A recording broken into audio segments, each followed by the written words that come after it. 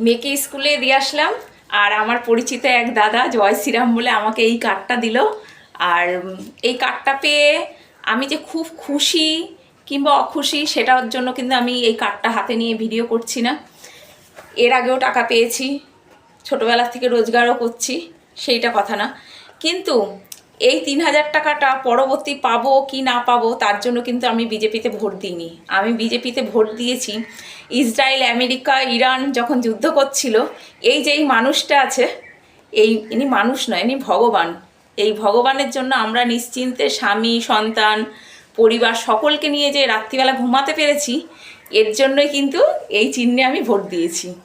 আর শুধু আমি নয়, আমাদের পশ্চিমবাংলাকে সুরক্ষিত করার জন্য যা প্রত্যেকেই ভোট দিয়েছে বলেই আজকে কিন্তু আমরা এই হাসি মুখে এই কার্ডটা নিতে পেরেছি।